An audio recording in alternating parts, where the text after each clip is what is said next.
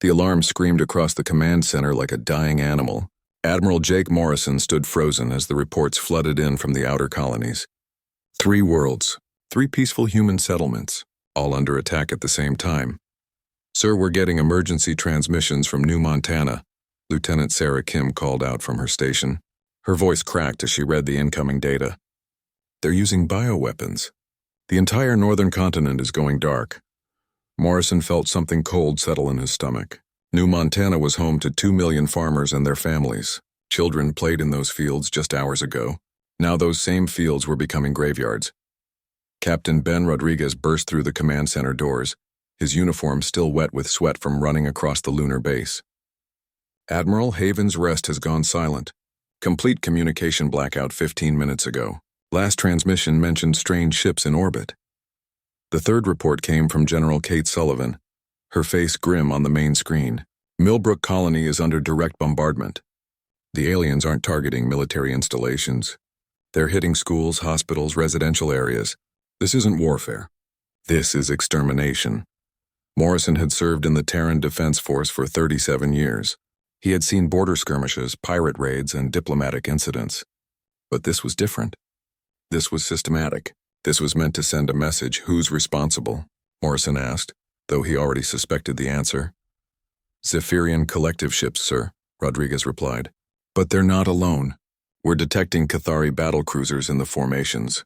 This is a coordinated assault." Dr. Lisa Harper appeared on another screen, broadcasting from the Galactic Council chambers on Nexus Station. Her usually calm demeanor was shattered. "Admiral, I'm calling an emergency session. The evidence is overwhelming. This is a clear violation of the Interstellar Peace Accords." Morrison nodded grimly. "Do what you can, Doctor, but prepare for disappointment." The next 6 hours felt like 6 years. Reports continued streaming in from the attacked colonies. The death toll climbed higher with each transmission. The aliens weren't just killing humans. They were destroying everything humans had built. Farms that had fed millions were now toxic wastelands. Cities that had stood for generations were reduced to smoking craters. The emergency session of the Galactic Council began with Dr. Harper presenting the evidence.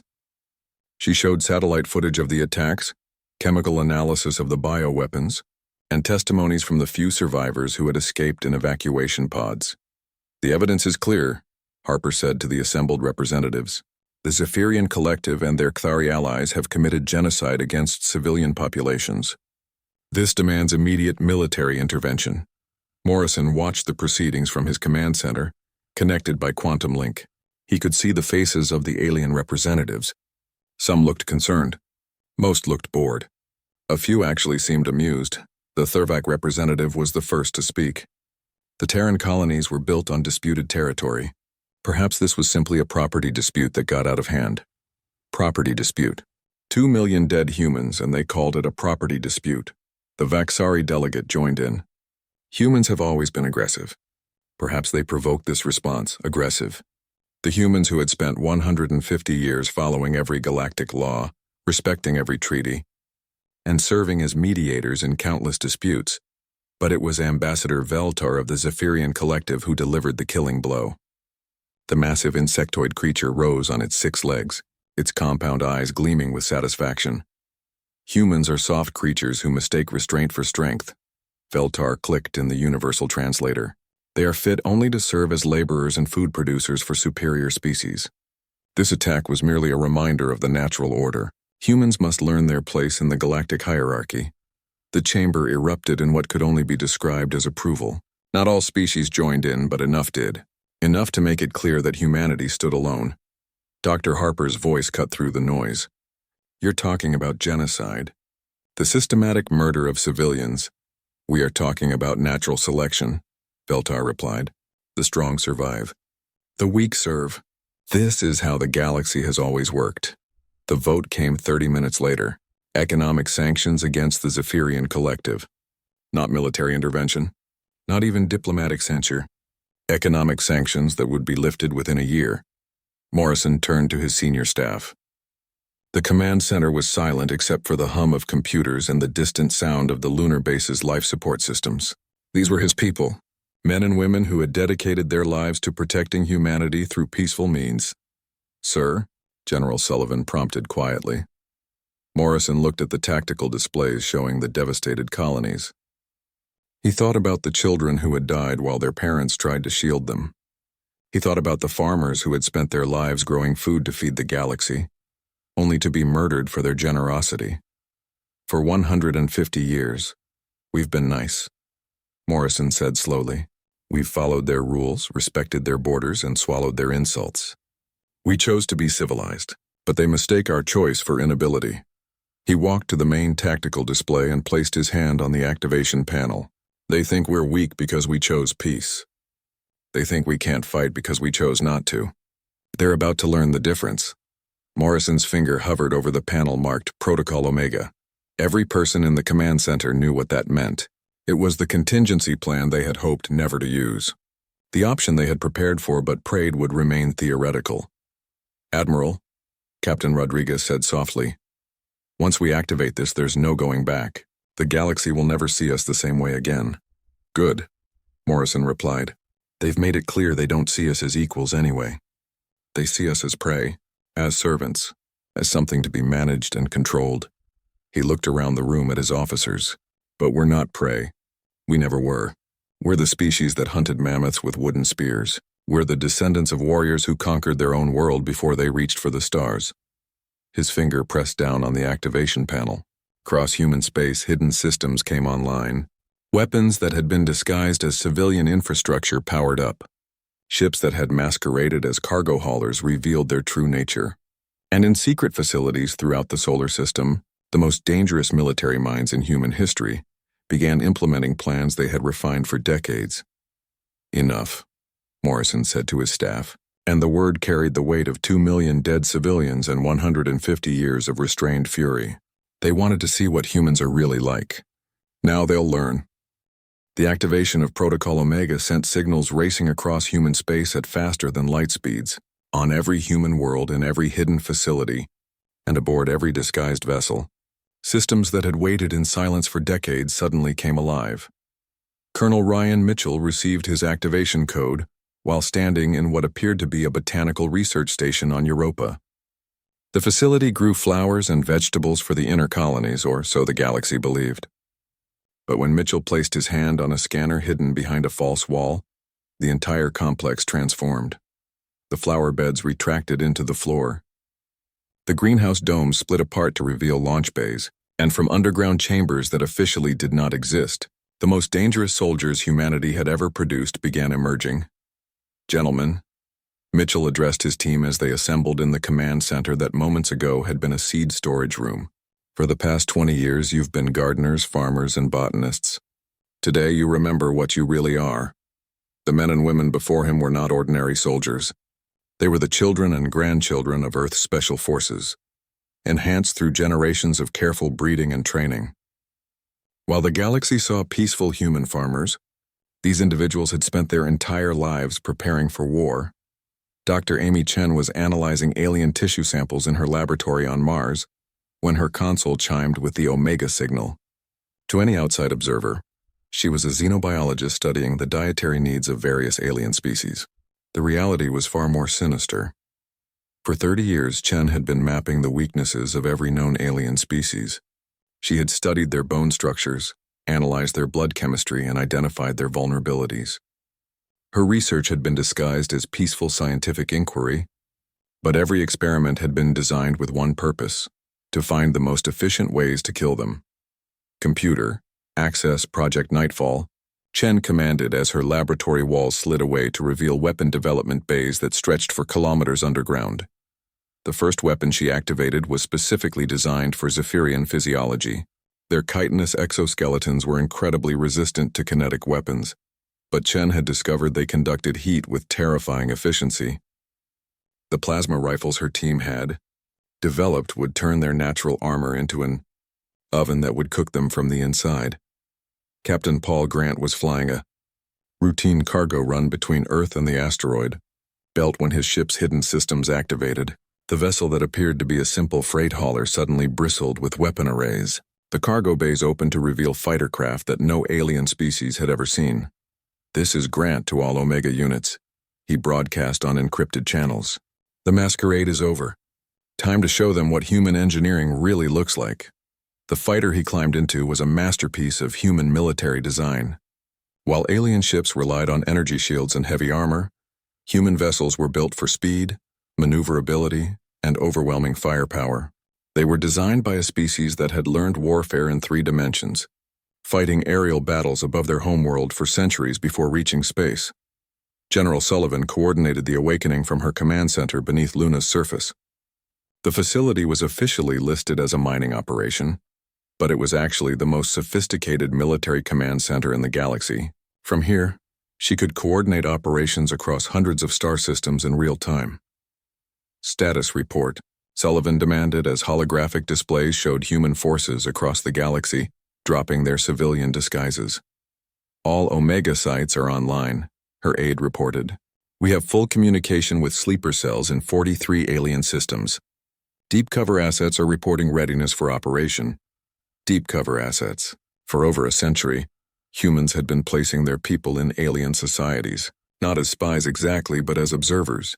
They had learned alien languages, studied alien cultures, and identified critical weaknesses in alien infrastructure. The galaxy had welcomed these humans as peaceful traders and scholars, never suspecting they were mapping invasion routes. The most shocking revelation came from the shipyards orbiting Saturn. What the galaxy knew as humanity's largest civilian construction facility suddenly revealed its true purpose. The massive structures that had been building cargo ships and passenger liners were actually military shipyards. Every merchant vessel humanity had constructed for the past 50 years contained hidden weapon systems and military grade. Armor Admiral Morrison watched the transformation from his command center as reports flooded in from across human space. The numbers were staggering. Humanity had not built a civilian fleet at all. They had constructed the largest military armada in galactic history and disguised it as peaceful commerce. "Sir," Captain Rodriguez reported, his voice filled with amazement. "We're showing over 3,000 combat-capable vessels. That's 10 times what our official military records indicate." "Officially, we don't have a military," Morrison replied grimly. "We have farmers, miners, traders, and scientists.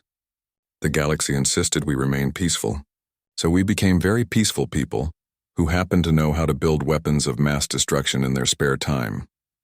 The true scope of human preparation became clear as data flowed in from every corner of human space. The agricultural worlds that had been attacked were not just farms. They were training grounds where human civilians practiced military tactics while growing crops. The mining operations in asteroid belts were not just extracting minerals. They were mass-producing ammunition and military supplies. Even the cultural exchange programs took on sinister new meaning. For decades, human artists, musicians, and writers had been visiting alien worlds, studying their societies and learning their weaknesses. Every human embassy contained detailed intelligence on alien military capabilities, population centers, and strategic resources. Dr. Lisa Harper's voice crackled over the communication system from the Galactic Council chambers. "Admiral, the aliens are starting to notice unusual activity in human space. Several species are asking about energy spikes from our colonies." "Let them ask," Morrison replied. "In 6 hours, the first strike begins. By then, their questions won't matter." The plan was elegant in its simplicity. Humanity would not announce their intentions or issue ultimatums. They would simply begin demonstrating what they were capable of when they stopped being nice. The first target had already been selected, the Zephyrian border station at Kepler 7. Colonel Mitchell's teams were already in position, having infiltrated the station weeks earlier. Under the guise of a cultural exchange program, Captain Grant's fighters were moving into attack formation, hidden among what appeared to be routine commercial traffic. Dr. Chen's weapons were loaded and ready, designed specifically to exploit every weakness the Zephyrians had never known they possessed. "All units, this is Morrison," the Admiral broadcast to the entire human fleet. "For 150 years we have chosen to be the galaxy's peacekeepers. We have followed their laws, respected their customs, and protected their trade routes. In return, they have murdered our families and called us weak." His voice grew cold as space ice. "Today they learn why Earth's apex predators chose civilization, and what happens when that choice is revoked." The first strike began at exactly 800 Universal Standard Time.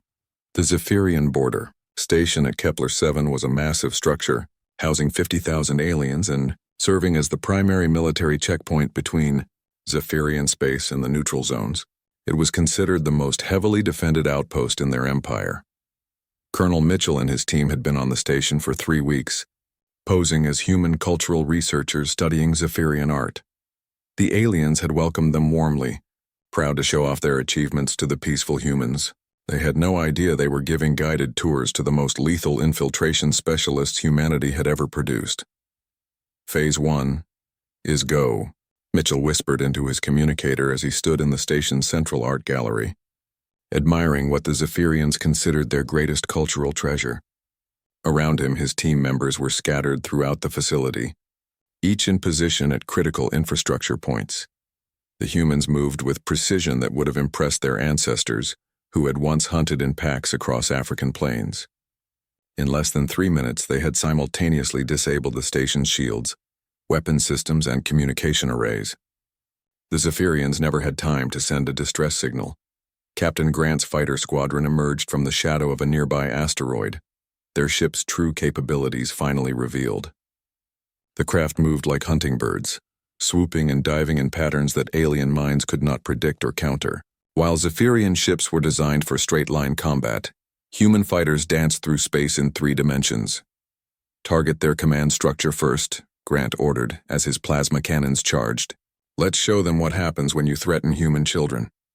The battle, if it could be called that, lasted 37 minutes. The Zephyrian defenders fired desperately at targets that seemed to appear and vanish like ghosts. Human weapons tore through their armor as if it were paper. The bioweapons that Dr. Chen had designed worked exactly as intended, turning the aliens' natural defenses against them. When the station finally exploded in a brilliant ball of plasma, not a single human life had been lost. The message had been sent, but this was only the beginning. Admiral Morrison watched the destruction from his command center and felt no satisfaction. This was not about revenge, though the images of dead human children certainly fueled his determination. This was about teaching the galaxy a lesson that should have been obvious from the beginning. Sir, we're receiving panicked communications from 12 Zephyrian systems, Lieutenant Sarah Kim reported. They're asking about the destruction of Kepler-7. Tell them nothing, Morrison replied. Let them wonder. Fear of the unknown is more powerful than fear of the known. The second phase began 6 hours later, with simultaneous attacks on 12 Zephyrian worlds. But these were not random acts of destruction. Each target had been carefully selected to demonstrate a specific aspect of human capability. Major Tony Blake led the ground assault on the industrial world of Zeph Prime. His forces did not arrive in massive invasion ships that the aliens could detect and prepare for. Instead, they materialized from within the planet's own cargo delivery system, having infiltrated the supply chain weeks earlier. The Major's troops moved through the alien factories like death incarnate. They were not there to destroy the facilities, however. Their mission was far more psychologically devastating. Using portable technology scramblers, they reduced every piece of advanced alien machinery to useless metal. When they were finished, the most advanced industrial world in the Zephyrian Empire had been knocked back to pre-spaceflight technology. This is what we do to your industry. Blake's message echoed across the planet's communication system. We don't destroy it. We make it primitive. We choose how far back to send you. Lieutenant Sarah Kim commanded the fighter assault on the Zephyrian Naval Academy at Corvin Station. The facility trained the elite of their military forces and was considered untouchable. Kim's squadron approached using stealth technology that made their ships appear to be space debris. The young pilot had studied Zephyrian combat tactics for her entire life, not to copy them but to understand how to defeat them. Alien military doctrine was based on formation fighting and overwhelming firepower. Human tactics were based on chaos, unpredictability, and individual initiative. Remember your training, Kim broadcast to her pilots as they prepared to engage. We don't fight like them. We fight like us. Like predators who learn to hunt in packs. The Academy's defense fleet outnumbered the human fighters 3-1, but numbers meant nothing when the enemy could not predict your movements. Kim's pilots struck from impossible angles, used the Academy's own defensive structures as weapons, and demonstrated flight patterns that should have been physically impossible. When the battle ended, the entire Zephyrian Naval Academy was a drifting wreck, and every alien cadet who might have become a future military leader was dead. The humans had not lost a single fighter. The most terrifying demonstration came from Dr. Harper, the former xenobiologist who had once advocated for peaceful coexistence. Now she led what the humans called demoralization campaigns, psychological warfare operations that exploited the deepest fears of alien cultures. Harper had discovered that Zephyrian society was based on strict hierarchical structures, maintained through pheromone communications. By broadcasting synthetic pheromones that contradicted their social order, she could drive entire populations into chaos without firing a shot. On the colonial world of New Zephyr, Harper's psychological weapons turned the alien population against their own leadership. Within hours, the planet was engulfed in civil war as the artificial pheromones convinced lower caste aliens that their superiors were planning to sacrifice them to appease the humans. "This is what we do to your minds." Harper's message accompanied the pheromone bombardment. "We understand you better than you understand yourselves. We can make you destroy each other while we watch." Engineer Claire Davis led the Technological Warfare Division from her base on Titan. Her specialty was taking alien technology and turning it against its creators. Every communication array, every computer system, every piece of automated machinery in Zephyrian space suddenly became a potential weapon against them. Davis had spent decades studying alien computer systems, not to steal their technology, but to understand how to corrupt it. Now she unleashed viruses that caused their own defense systems to target their own ships, communication networks that spread panic instead of information, and automated factories that began producing defective equipment. The psychological impact of the human assault spread faster than the physical damage.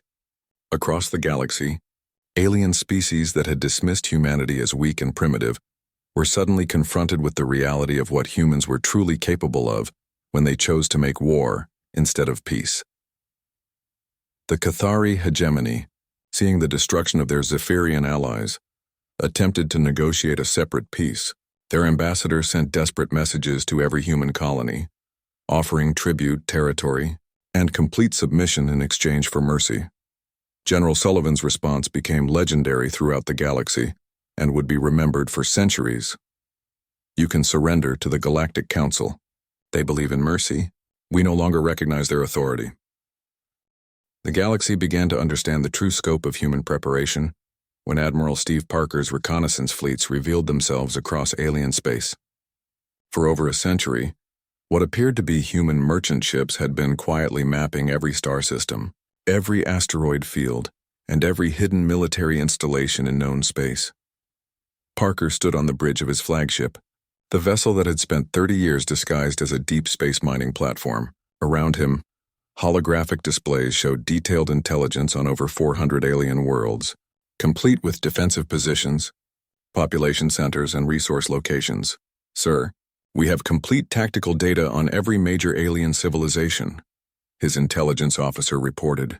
"Troop movements, fleet positions, industrial capacity, even their food distribution networks." "Of course we do," Parker replied calmly. "We've been watching them for generations while they ignored us. They thought we were harmless traders bringing them goods from distant worlds. They never suspected we were cataloging their weaknesses. The reconnaissance data revealed something that terrified the remaining alien coalitions more than human weapons. Humans had been planning this war since the day they joined the galactic community. Every trade agreement had been a scouting mission. Every cultural exchange had been intelligence gathering. Every diplomatic negotiation had been an opportunity to study alien decision-making patterns. Dr. Mike Johnson had spent his entire career as humanity's leading expert on alien psychology, officially helping with diplomatic relations and trade negotiations. In reality, he had been building psychological profiles that predicted exactly how each species would react under different types of pressure. The Thurvac Republic will attempt to use numerical superiority, Johnson explained to the Human War Council via holographic link. They always respond to threats by gathering the largest possible fleet. They believe overwhelming numbers guarantee victory. His predictions proved devastatingly accurate. The Thurvac Republic assembled a massive armada of 300 warships, the largest single fleet in their history. They announced their intention to crush human forces and restore order to the galaxy. Commander Lisa Torres received the intelligence on the Thurvac fleet while coordinating human naval operations. From her command ship in the Outer Rim, the vessel appeared to be a simple exploration craft, but it was actually the nerve center for humanity's most advanced tactical coordination system. 300 ships, Torres mused, as she studied the enemy formation data. They're thinking like prey animals. Gather the herd for safety. She turned to her tactical officers. Prepare Operation Shepherd. 30 ships should be sufficient. The Battle of Proxima Reach became a textbook example of human tactical superiority. The Thurvak fleet approached in a tight defensive formation, exactly as Dr. Johnson had predicted. They were prepared for a conventional engagement between large fleets firing at maximum range. Instead, Torres executed a battle plan that would have been impossible for any other species to coordinate. Human ships attacked from 17 different vectors simultaneously, using gravitational slingshots around planets and asteroids to achieve impossible approach angles. The Thurvak formation, designed for mutual support, became a liability as ships could not fire without hitting their own allies. Execute Phase 2, Torres commanded as her ships began the second wave of attacks. The human vessels demonstrated technologies that alien intelligence agencies had completely missed. Ships that could manipulate local gravity fields to change direction instantly, weapons that could phase through energy shields and strike targets directly. Most terrifying of all, transport systems that allowed human troops to materialize directly inside enemy vessels. Within 4 hours, the entire Thurvak fleet was either destroyed or captured, while human forces suffered 0 casualties. The psychological impact was devastating. If 300 alien ships could not even scratch 30 human vessels, what chance did any alien civilization have? The true genius of human preparation revealed itself when alien species attempted to coordinate their responses through their traditional communication networks. Every message they sent, every strategy they discussed, and every plan they made was intercepted and analyzed by human intelligence systems that had been embedded in alien infrastructure for decades. Engineer Claire Davis monitored the alien communications from her control center on Europa, watching as panic spread through their command structures faster than their fleets could move. The aliens were discovering that humans had not only mapped their territories and studied their weaknesses, but had also been listening to their most secret conversations for generations. "Sir," Davis reported to Admiral Morrison, "the remaining alien coalitions are attempting to organize a joint response. They're planning to meet at the neutral world of Harmony Station to coordinate their defense." "How many species are participating?" Morrison asked. 47 confirmed, with more joining every hour. "They're calling it the Grand Alliance Against Human Aggression." Morrison almost smiled at the irony. 47 species joining together to fight the peaceful humans who they claimed were too weak to defend themselves. "Deploy the siege fleet to Harmony Station. Let's show them what happens when they try to coordinate against us." The siege of Harmony Station became the turning point of the war, though not in the way the aliens expected. The massive space station, built to house diplomatic conferences between hundreds of species, found itself surrounded by a human fleet that had appeared seemingly from nowhere. The humans did not attack the station. Instead, they simply cut off all communication and supply lines, trapping the alien leadership inside with no way to coordinate with their home worlds. The 47 species that had gathered to plan humanity's defeat found themselves prisoners. In their own conference center, Admiral Morrison's message to the trapped alien leaders was broadcast across the galaxy. "For generations you've assumed that our restraint meant we were weak. You confused our choice to follow your laws with an inability to make our own. Today, you learn the difference between choosing peace and being incapable of war." The demonstration of human capabilities continued as reports flowed in from across the galaxy.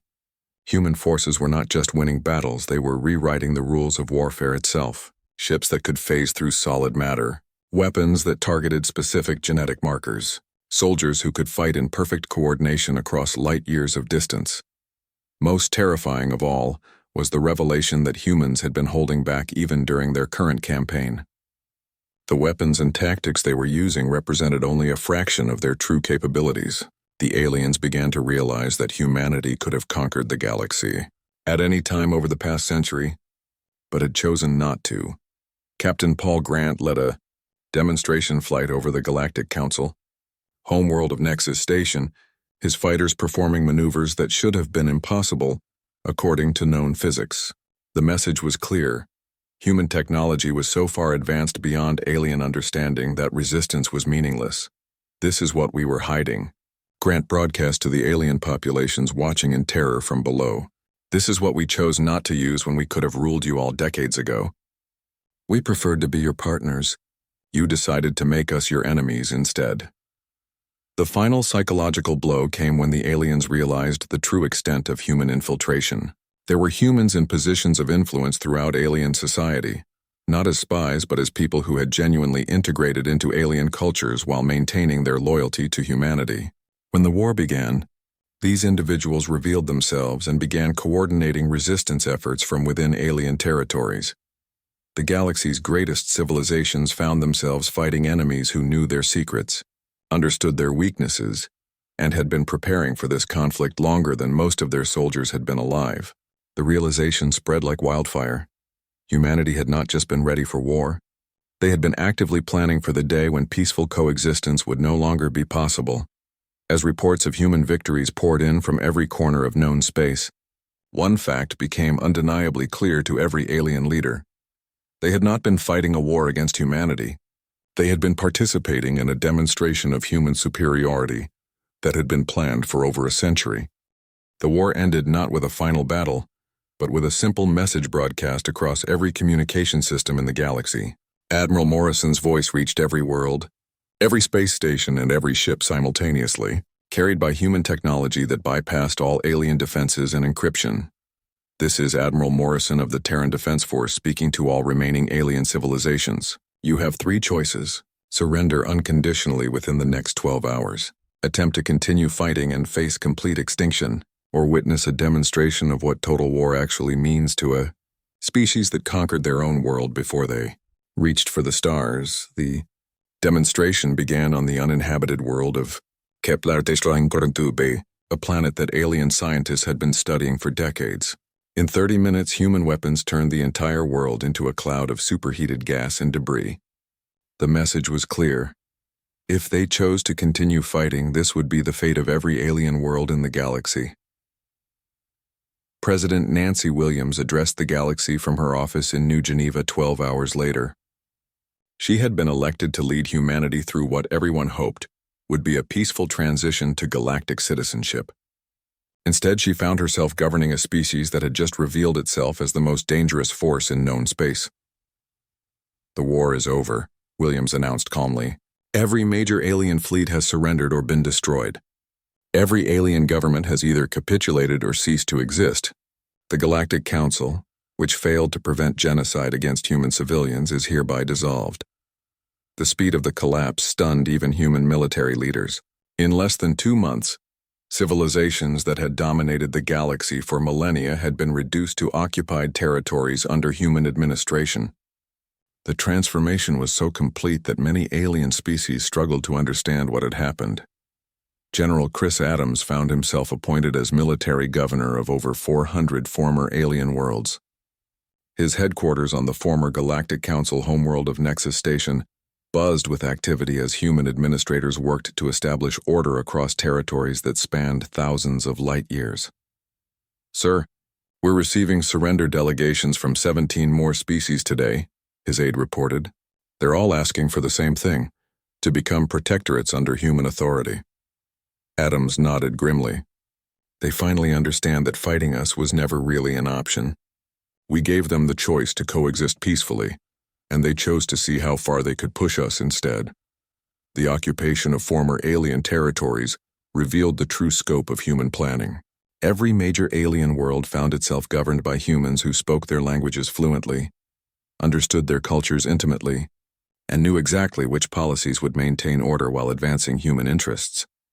These were not random military officers assigned to govern conquered populations. They were specialists who had been preparing for this responsibility for decades, studying alien societies and developing administration plans that had been refined through generations of careful research. Ambassador John Carter represented the new human government in negotiations with the remaining neutral species. The Vaxari clans, who had wisely stayed out of the conflict, approached him with a proposition that became the template for the new galactic order. We wish to formally request status as a protected territory under human authority, the Vaxari Prime Minister announced during their first meeting. We have observed human capabilities and conclude that resistance is not merely futile but suicidal. Carter's response established the principles that would govern human relations with alien species for centuries to come. We never wanted to rule the galaxy. We wanted to be left alone to develop our civilization in peace. Since peaceful coexistence was made impossible by your former allies, we are implementing a new system based on demonstrated capability rather than empty diplomacy. The new order was surprisingly pragmatic. Human administrators did not enslave alien populations or strip their worlds of resources. Instead, they began implementing human concepts of individual rights, technological innovation, and merit-based advancement throughout former alien territories. Dr. Amy Chen, who had spent the war developing weapons to kill aliens, found herself reassigned to teach alien scientists human engineering principles. Her first lecture to a mixed audience of former enemy researchers was both educational and threatening. Human technology advanced so quickly because we never stopped trying to find better ways to solve problems. Chen explained to her audience of alien scientists, your civilization stagnated because you were satisfied with being superior to each other. We were never satisfied with being inferior to anyone. The transformation of alien societies accelerated as human administrators implemented policies designed to prevent future conflicts. Universal education systems taught alien children human concepts of critical thinking and individual achievement. Economic systems that had been based on species hierarchy were replaced with merit-based competition that rewarded innovation over birthright. Colonel Mitchell, who had led the first assault on the Zephyrian space station, now found himself training former alien military officers in human tactical doctrine. The lessons were as much psychological as tactical. Your species made war like prey animals, Mitchell explained to a class of former Zephyrian commanders. You fought to defend territory or resources. Humans make war like predators. We fight to eliminate threats permanently. Some alien species adapted to the new order more successfully than others. The Vaxari clans embraced human concepts of technological innovation and quickly became valuable partners in human expansion projects. Their natural aptitude for engineering made them ideal collaborators in building the infrastructure needed to administer human space. Other species struggled with the transition from galactic powers to human protectorates. The proud Thurvak Republic, once master of dozens of star systems, found it difficult to accept their new role as junior partners in human civilization. But acceptance was not optional. Admiral Morrison, now promoted to Supreme Commander of Galactic Operations, made this clear during his final address to the former alien leadership gathered on Nexus Station.